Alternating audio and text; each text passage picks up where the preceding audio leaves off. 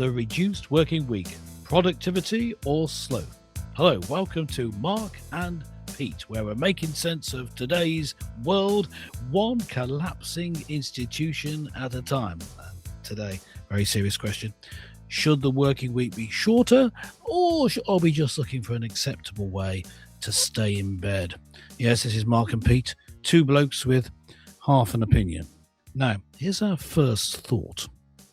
Busy doing nothing. Some folks seek to reduce their working week and then gain an additional day in bed. But why not show some cheek and settle to go off peak to have a 5-day tea break instead? Yes, maybe some people might argue that that's exactly the way it is. However, the Dutch have a different view. Now, quietly, they've been adopting just a 4-day week. Why is this? Well, in their view, some of the people in Amsterdam in particular believe that this is actually a more productive way of working. The world is changing. People are working from home. They need more flexibility. More importantly, is it actually better to choose a 4-day week and be more productive than a 5-day week? Mr. Pete, I ask you, I know you love your duvet days, but really, surely reducing the working week, that can't be good for anyone. Well, there have been various attempts, haven't there, to put this into practice.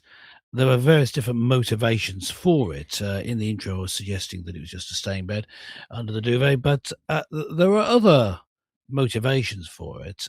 Sometimes it's lack of availability of electricity. Sometimes it's because, well, there just simply isn't enough work.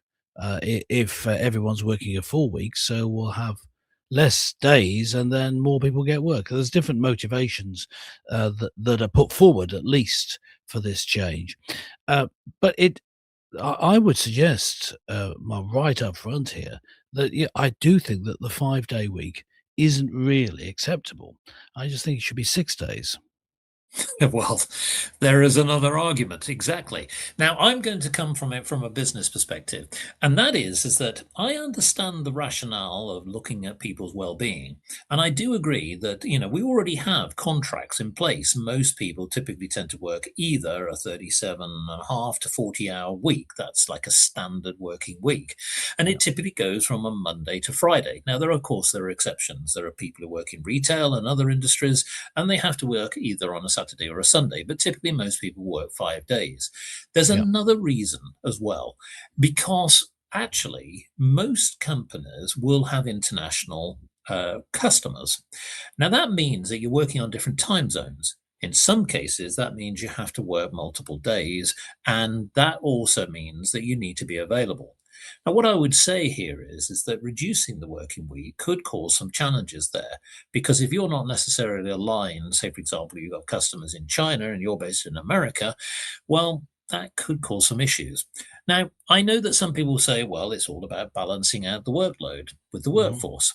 But I still think that the productivity is more around how you get more out of the individuals rather than reducing their individual days, is what is it that they really are looking to do? Now, one of the rationales for this is that the FNV, which is like one of the biggest unions in the Netherlands, is actually trying to lobby to make this official recommendation to go to a 4-day week.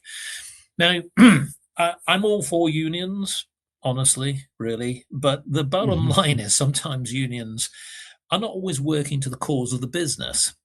And I think that whilst that you do have your legal rights to potentially reduce your hours if you wish as an individual, I think that from the point of view of business, and let's be honest, the economy is really bad, we need all people on hand to help. So here's my thought. If somebody does want to either maybe sort of reduce their hours, why not balance it against the needs of the business? Now, to your point, that may mean that they might have to work on a Saturday, or they might have to work maybe on a Sunday. So, Mr. Pete, I was going to say, just simply having a blanket policy of 4-day week is probably going down the wrong path. Surely it has to be more aligned to what the business needs, rather than just simply say we're only going to work 4 days a week. Yes, I think that's right. But you see, my take on this, coming from a Christian point of view, is to say that there should be limits on how much you um, you are required to work each week in employment, and that limit should be you can only work up to 6 days a week, because that's the biblical model. 6 days you shall work, and on the seventh you shall rest, just as God did in creation. That's the mandate from the Bible for it. And various attempts to change that routine have failed. Now we have a 2-day weekend, of course, widely used across the world, not just in Britain and America, but across and Europe, but across the world. This idea of a 2-day weekend is quite common. I would Yes. argue that that's not actually the biblical mandates, that you should work for 6 days and have one day off. So that's what I was serious as suggesting, that 6 days was a better model. The question is, how many hours do you work each day, and whether you need more time off on one of those days. That's fair enough. That's you should have a day of rest, um, but that's not necessarily the day that you worship. I just put that, in the early church, they had Saturday off and they worshipped on Sunday before and after Yes. work. It seems so. They're not necessarily the same. So this is my take on it. Is this? Yeah, yes, the productivity, I don't think, well, it's been shown in various studies, including national experiments in time of war, they don't increase if you work more than 6 days a week. Um, in revolutionary France, the 10-day week was tried, and that really didn't work. There was also a city in China where this was tried. But reducing it doesn't necessarily increase it either, because this is now the Pete theory, that if you reduce it such that you're part time, you end up having a part time attitude to work, and actually your productivity Yes. isn't increased.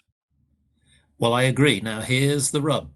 The Organization for Economic Cooperation and Development in the Netherlands has confirmed this, because it said that whilst there is high productivity per worker in some cases in the Netherlands, what it's seen over the last 15 years is that productivity has not grown.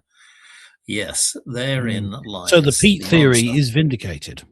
Yes. Well, Yes. the bottom line is that I think that I understand the Dutch are sort of coming from one perspective on the, should we Mm. say, the worker rights side, and it's true that some people have even traded time for money or money for time, and that's something that's another factor as well. But Yes. the general economists have said that really by reducing the working week doesn't mean to say that organizations are actually giving greater productivity. It hasn't actually grown the economy in the way that perhaps they would have No. thought. Well, Now, that's what I would say is that surely you have to sort of adapt to the market forces and what is required of your trading yeah, partners. That yeah. includes obviously Europe and many other I mean, yes. countries. Just to summarize my view, yes, I think that's correct. I think that really the limit should be 6 days a week that you're required to work.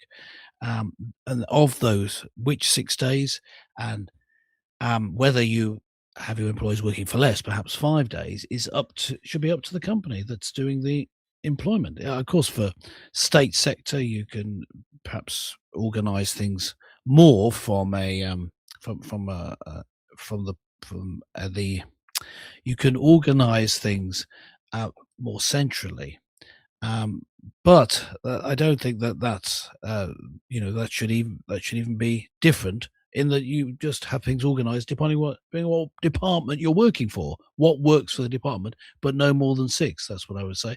I worked as a clergyman for a few years, and during that time, I worked a 6 day week. That was just standard. So 6 days can be a normal one. I mean, some people think that actually clergy work a 1 day week, but that's another matter.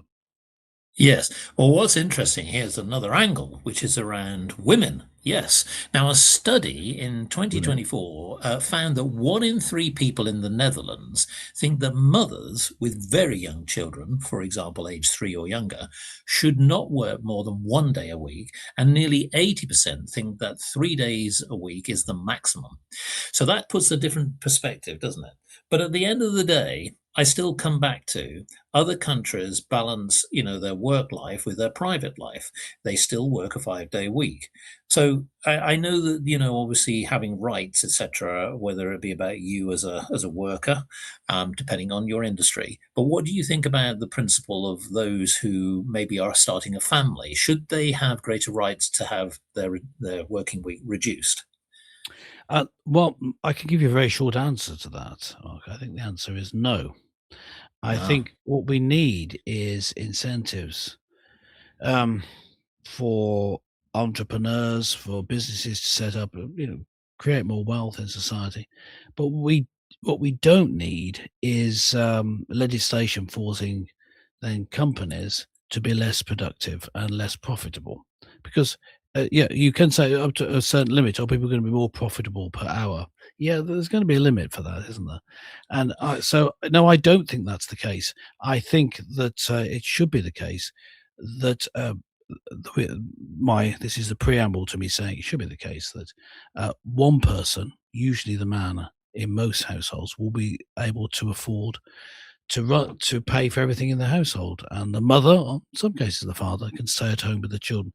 That's what I think you should aim for. And starting down this route of giving handouts or requiring companies to pay for someone who isn't actually turning up to work is going to, in the end, mean that we all earn less. So you're less likely yes. in the long run to be able to afford to have time off to look after your children. It's been done. It's been tried. We've gone down that route for years. Handouts and then onerous requirements on companies. Let's not go down that route any further. Well, I agree. And then just to close, on my point of view, I know that the FNV Union in the Netherlands has said that a 4-day week can help close the gender pay gap. You can gain productivity and less absenteeism, so they claim. Well, as far as I'm concerned, when it comes to the economy and when it comes to the workforce, that just sounds like double Dutch to me.